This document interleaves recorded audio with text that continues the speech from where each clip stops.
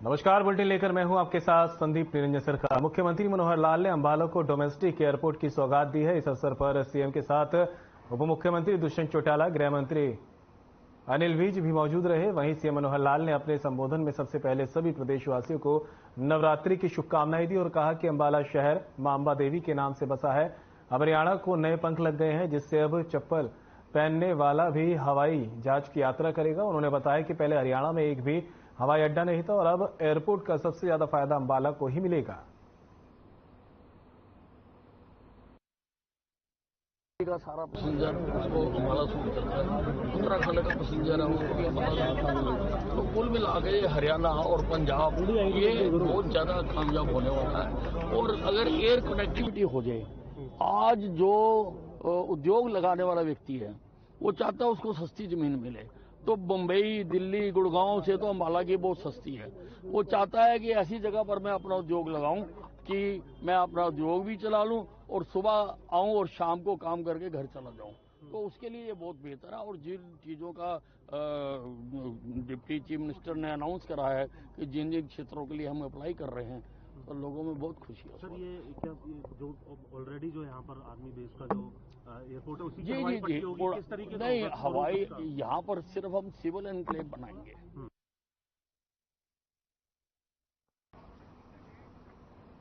अंबाला के शहजादपुर में सीएम मनोहर लाल ने जनता से जनसंवाद किया। इस मौके पर सभी विभागों के अधिकारी भी मौजूद रहे। कार्यक्रम को देखते हुए सुरक्षा की दृष्टि से पुख्ता इंतजाम किए गए। जनसंवाद कार्यक्रम में भारी संख्या में लोग पहुंचे और सीएम के सामने अपनी समस्या उन्होंने रखी है। सीएम ने सभी की समस्याओं को सुना है और संबंधित अधिकारियों को समस्या के समाधान के यहां पर निर्देश भी दिए गए हैं। सीएम जनसंवाद कार्यक्रम में एक्शन मोड में भी नजर आए और एक महिला की शिकायत पर उन्होंने अंबाला उपायुक्त को उसकी समस्या का 1 महीने के अंदर समाधान करने के लिए कहा। उन्होंने कहा इसमें जो भी जिम्मेवार है उसके खिलाफ सख्त कार्रवाई की जाए।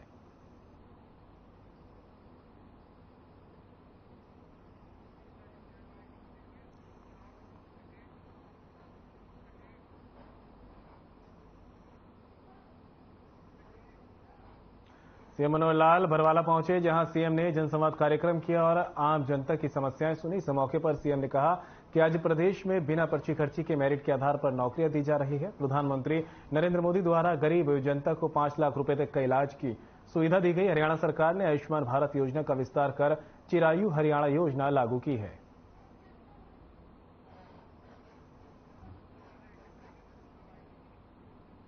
सीएम मनोहर लाल का जनसंवाद कार्यक्रम लगातार जारी है और एक के बाद एक सीएम मनोहर लाल जनसंवाद कर रहे हैं। इसी कड़ी में आज भी कई जगहों पर जनसंवाद किया है। बरवाला भी सीएम मनोहर लाल पहुंचे और सीएम ने लोगों की समस्याएं सुनी, साथ ही उनके निराकरण के निर्देश दिए। सीएम ने कहा कि आज के वक्त में नौकरियां बिना पर्ची और खर्ची के लग रही हैं। इससे पहले नौकरियों के लिए आवेदन और रकम चुकानी पड़ती थी। तो वहीं सीएम ने कहा कि पीएम ने जो योजना स्वास्थ्य को लेकर यहां पर लागू की थी, उसे हमने और आगे भी बढ़ाया है। मुख्यमंत्री मनोहर लाल ने पंचकूला में प्रथम नवरात्रि के अवसर पर माता मनसा देवी मंदिर पहुंचकर पूजा अर्चना कर प्रदेश की जनता की खुशहाली की कामना की है। इस दौरान मीडिया से रूबरू होते हुए उन्होंने कहा कि अग्रधाम के ऐतिहासिक पुरातत्व स्थल पर एक प्रतिष्ठित संग्रहालय की स्थापना की जाएगी। वहीं महाराजा अग्रसेन जयंती की बधाई देते हुए उन्होंने कहा, अग्रोहा के पुरातात्विक स्थल को महाराजा अग्रसेन की राजधानी माना जाता है। इस स्थल के विकसित होने से न केवल आस्था का ये केंद्र विश्व में अपनी पहचान बनाएगा, साथ ही कहा कि राज्य में 100 से अधिक पुरातत्व स्थलों की पहचान की गई है। इन्हें केंद्र राज्य सरकार मिलकर विकसित कर रही है।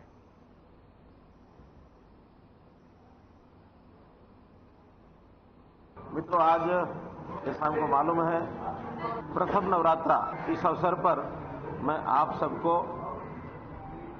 बहुत बहुत बधाई देता हूं, बहुत बहुत शुभकामना देता हूं और मां रानी से प्रार्थना करता हूं कि हम सबका जीवन जो है अगला वर्ष ये खुशहाल बने, सबके जीवन में रंग भरे और हम सब अपने काम को समाज और देश सेवा के रूप में अच्छे प्रकार से कर सकें। मित्रों, आज का ये अवसर जिसके लिए आप लोग सब लोगों को बुलाया बताया गया है, एक विशेष एक सूचना, उसके लिए मैंने आपको बुलाया है। हम जानते हैं कि अपने प्रदेश में अग्रोहा धाम, इसका अपना एक विशेष इतिहास है, विशेष स्थान है विशेष इसका एक सांस्कृतिक महत्व है। और यहाँ का इतिहास जो लोग जानते हैं उनको मालूम है कि यहाँ एक पुरातत्व के नाते से बहुत पुराना ये जो स्थान है, इस स्थान की अगर इतिहास देखा जाए तो 4वीं शताब्दी से इसका इतिहास है। फरीदाबाद के प्रतला विधानसभा क्षेत्र में पन्ना प्रमुख कार्यक्रम का आयोजन किया गया। इस मौके पर सैकड़ों की संख्या में लोग पन्ना प्रमुख कार्यक्रम में सम्मिलित होने पहुंचे।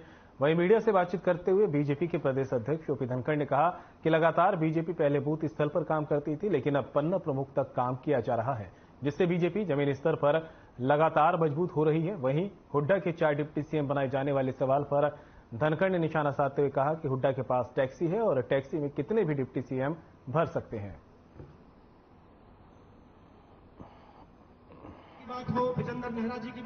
आज कंप्लीट हो गए हैं। पूरे हरियाणा में केवल 15 पन्ना प्रमुख सम्मेलन बचे हैं, इसमें से एक फरीदाबाद का भी बचा है।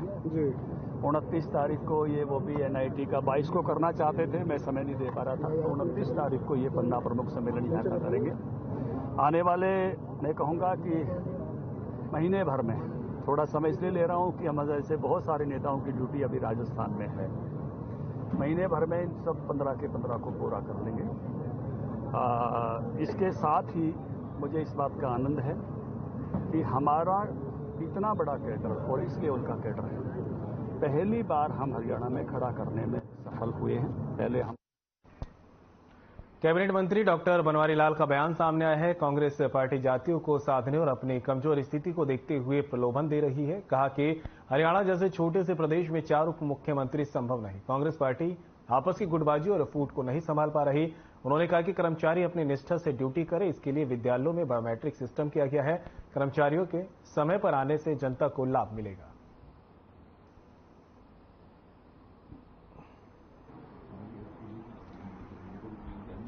देखो, इससे ये साबित होता है कांग्रेस के अंदर कि जातियों को साधने के लिए और कमजोर पार्टी की स्थिति को देखते हुए इस तरह का प्रलोभन दिया जा रहा है। और ये संभव भी नहीं है कि 4-4 एक छोटे से प्रदेश के अंदर 4-4 उप मुख्यमंत्री हो। लेकिन हुड्डा साहब ने भाई लोगों को भगाने का, प्रलोभन देने का काम किया है, क्योंकि कांग्रेस पार्टी आपस में इतनी फूट है, आपस में इतना गुटबाजी है कि वो अपने आप। कांग्रेस नेता किरण चौधरी नवरात्रि शुरू होने पर घड़ी महाशार में मां दुर्गा के मंदिर पहुंची और पूजा अर्चना की। वहां उन्होंने भूपेंद्र हुड्डा के बयान पर कटाक्ष करते हुए कहा कि कांग्रेस पार्टी कभी भी जात पात की राजनीति नहीं करती है। जो भी व्यक्ति सक्षम होता है उसे ही पद दिए जाते हैं। तो शाम से कांग्रेस की विधायक और पूर्व कैबिनेट मंत्री किरण चौधरी ने कहा कि मैं और श्रुति चौधरी शुरू से महासर के अनुयायी है और आज से नवरात्रों की शुरुआत है और मेरे कार्यकर्ता मुझे यहां पर लेकर आए हैं और मैंने माता महासर के दर्शन किए और पूजा अर्चना की है। ये मेरा सौभाग्य है और मुझे पूरी उम्मीद है कि पूरी नवरात्रि और आने वाला साल बहुत ही अच्छा गुजरेगा।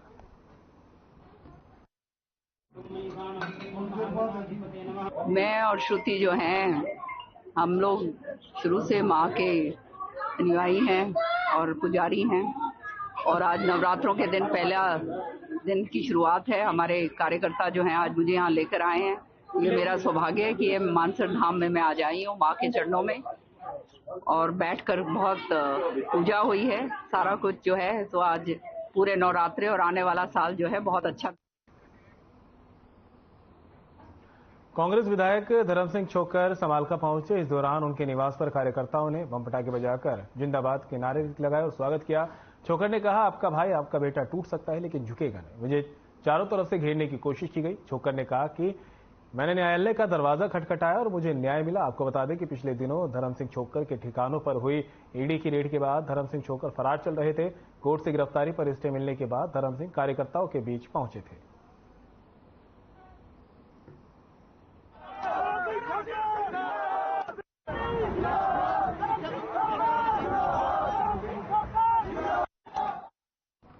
कुरुक्षेत्र के कस्बा लाडवा में शराब के ठेके पर हवाई फायरिंग करने के आरोपी को पुलिस ने गिरफ्तार कर लिया है। आरोपी ने 7 सितंबर को हिनौरी चौक के पास शराब के ठेके पर हवाई फायरिंग की थी, जिस पर पुलिस ने कार्रवाई करते हुए आरोपी को गिरफ्तार किया। ठेके पर हवाई फायर करने और अवैध असलाह रखने के मामले में एक आरोपी को गिरफ्तार किया गया है। पुलिस ने गिरफ्तार आरोपी को जेल भेजकर आगे की कार्रवाई शुरू कर दी है।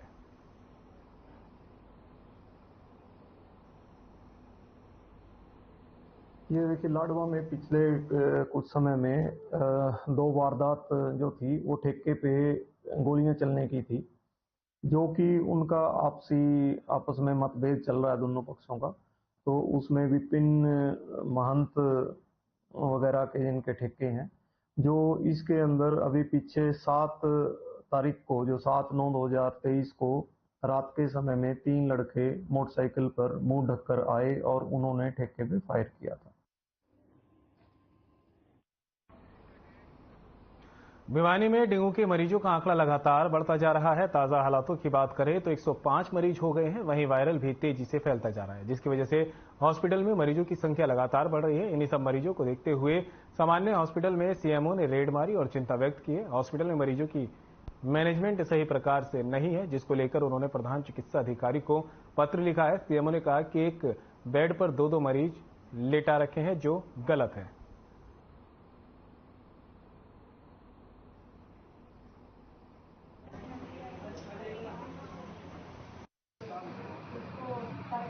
जो हमारे लेटरिन बाथरूम के आगे खड़ा रहे, उसको समय समय पर सफाई करे, दुर्गंध ना आए, और जो पार्किंग की व्यवस्था है ये भी जो सिक्योरिटी गार्ड है वो ठीक बना करके रखें। जैसे कि अभी भी मैंने सिक्योरिटी गार्ड को बोला था कि वो इसमें ध्यान दे कि इसमें जो रजिस्ट्रेशन है कम से कम वहाँ पर वाहन खड़े ना करें, जो प्रॉपर जगह बना रखी है वहीं पर वाहन करें। वैसे तो हमारी पार्किंग की समस्या है, लेकिन आने जब तक नहीं होती तब तक हम सिस्टम को सुधार करके ही उसको प्रॉब्लम को सोल्व कर सकते हैं। तो 2-3 मुद्दे थे जिसकी वजह से आज हमने संडे में। रेवाड़ी की नई अनाज मंडी में एक गाय ने अफरा तफरी मचा दी है। अनाज मंडी में बाजरे की खरीद के चलते अच्छी खासी भीड़ रहती है। काफी किसान फसल बेचने आए थे। अनाज मंडी की गेट नंबर 1 के पास अचानक गाय ने रौद्र रूप ले लिया। उसने स्कूटी पर जा रही महिला को टक्कर मारकर नीचे गिरा दिया और उस पर पैरों से हमला कर दिया। लोगों की भीड़ में महिला को छुड़ाने का प्रयास किया तो गाय ने भीड़ पर भी हमला कर दिया। बड़ी मुश्किल से लोगों ने उस महिला की जान बचाई। कुछ सेकंड बाद ही अनाज मंडी में प्रवेश कर रहे एक बाइक सवार बुजुर्ग पर भी गाय ने हमला कर दिया। गनीमत ये रही कि इस पूरे हमले में किसी की भी जनहानि नहीं हुई। इस पूरी घटना के बाद घायल महिला और लोगों ने प्रशासन से अपील की है कि बेसहारा पशुओं को गौशाला भिजवाया जाए, ताकि इस तरह की घटना दोबारा देखने को ना मिले।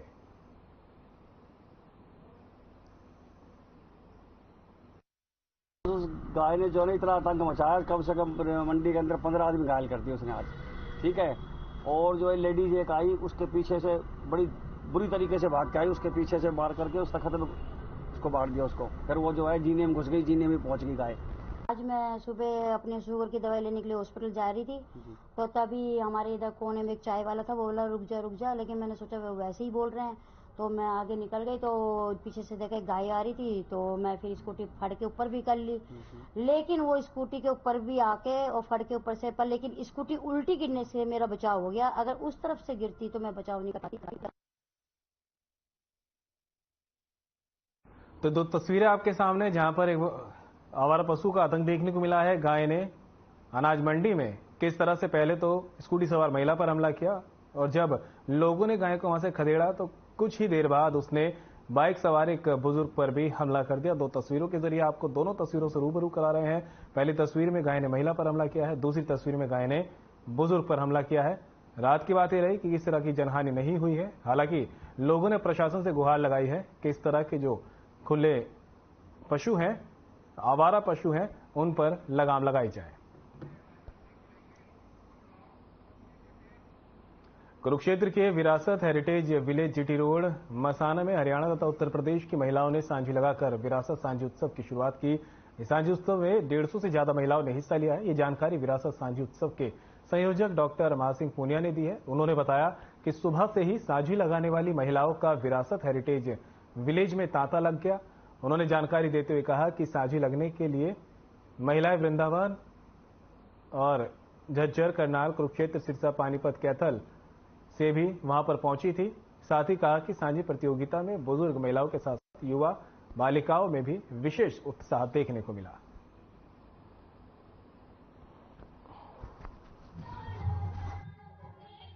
इस सांझी प्रतियोगिता में भाग लेने के लिए आई हूँ और मैंने सांझी बना है।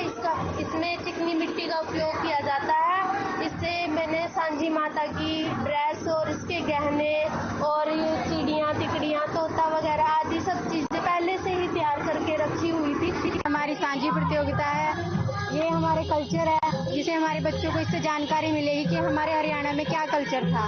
ये हमारे कल्चर को बढ़ाने के लिए सांझी प्रतियोगिता बहुत अच्छा काम किया गया है। और आज 100 से ज्यादा महिलाएं यहाँ पर सांझी लगा रही हैं। पहला पुरस्कार 51,000 का है और समता विश्व की सबसे बड़ी सांझी 21 फुट की सांझी भी यहाँ पर लगाई जा रही है। और आप देख सकते हैं कि महिलाओं का पूरा हुजूम सांझी लगाने के लिए उमड़ पड़ा है। हरियाणा के कैबिनेट मंत्री मूलचंद शर्मा ने प्रथम नवरात्रि और महाराजा अग्रसेन जी की जयंती पर महाराजा अग्रसेन चौक पहुंचकर शहरवासियों द्वारा आयोजित यज्ञ हवन में शिरकत की है और यज्ञ में आहुति देकर सभी को शुभकामनाएं दी हैं। इस मौके पर निवर्तमान डिप्टी मेयर मनमोहन गर्ग, टिप्परचंद शर्मा, विजेंद्र बंसल, पत्रकार ब्रजलाल शर्मा, राहुल गोयल, अतुल गर्ग सहित शहर के गणमान्य लोग मौजूद रहे।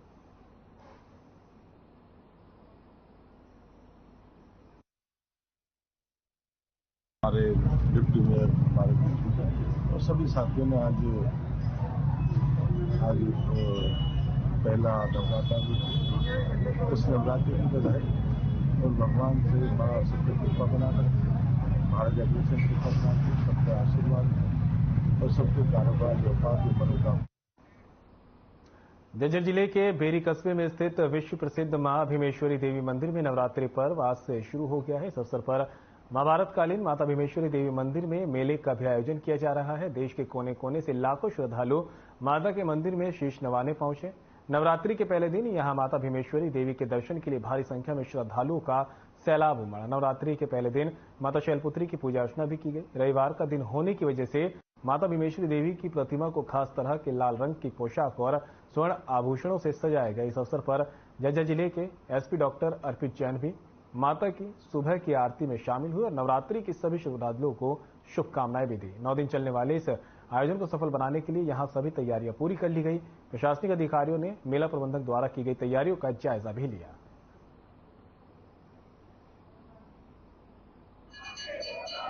जी, आज माता भीमेश्वरी देवी का पहला नवरात्र है, आश्विन नवरात्र है।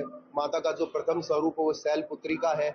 क्योंकि आज रविवार है तो हमने माता को लाल रंग के वस्त्र धारण करवाए हैं। लाल रंग जो है वो शक्ति का प्रतीक है।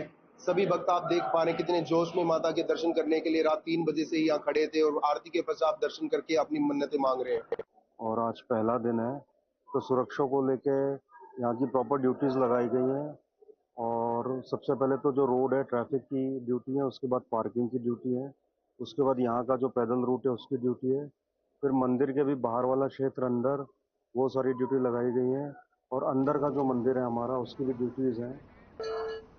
शरद नवरात्रों की धूम पूरे देश में देखने को मिल रही है। वहीं अंबाला में माता के भक्त अलग अलग तरह से मंदिरों में जाकर माता की पूजा अर्चना कर रहे हैं। अंबाला में माता अंबिका देवी का एक ऐसा प्राचीन मंदिर है जहां पर श्रद्धालु अपने मन में जो भी इच्छा लेकर आते हैं वो पूरी करके जाते हैं।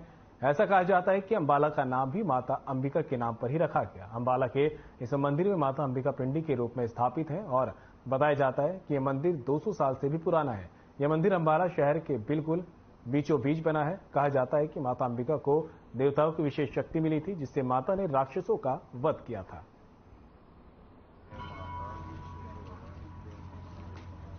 आज माता रानी की अटूट कृपा रहती है। हर समय माता रानी अपने भक्तों पर सब पे कृपा बनाए रखती है और मुझे तो यहाँ 10 साल हो गए आते हुए। माता रानी के मंदिर पर जो मांगो माता सबकी मनोकामनाएं पूरी करती है। मैंने इस मंदिर के बारे में बहुत सुना है जी, बहुत पुराना मंदिर है, अच्छा है, तो इसलिए हम माता जी के दर्शन करने आए हैं बच्चों के साथ। ठीक है जी। और नवरात्रों का बहुत महत्व है जी। इस दिन हम अपनी माता की पूजा करते हैं जी। पहला नवरात्र है यहाँ हम माता रानी के मंदिर में। मैं शहजादपुर का जो है, यहाँ से मैं शहजादपुर का रहने वाला हूँ और जब से मैं यहाँ आया हूँ माता रानी के अपने आप ही मेरे को मतलब कि आभास हुआ कि हमें यहाँ। पुंडरी के गांव फतेहपुर में हर साल की तरह इस साल भी नवरात्रों के अवसर पर मेले आयोजित किए जा रहे हैं। आज सुबह से ही भक्तजन लाइनों में लगे मां मनसा देवी मंदिर में दर्शन करने के लिए अपनी बारी का इंतजार कर रहे हैं। माता मनसा देवी मंदिर तीर्थ सभा में पदाधिकारी राजेंद्र गुप्ता ने पत्रकारों से बात करते हुए कहा कि ये माता मनसा देवी मंदिर अति प्राचीन मंदिर है। यहाँ पर माता ज्वाला सुंदरी मां मनसा देवी पिंडी रूप में स्थापित है, जिसके दर्शन करने के लिए लाखों की संख्या में श्रद्धालु हर नवरात्रों में देश विदेश से आकर यहां मनवांछित फल पाते हैं। उन्होंने बताया कि माता मनसा देवी आसपास के 25 से 26 गांव की कुल देवी भी है, इसलिए नवरात्रों में लाखों की संख्या में भक्त जन हर साल इस मंदिर में आते हैं और मनवांछित फल पाते हैं।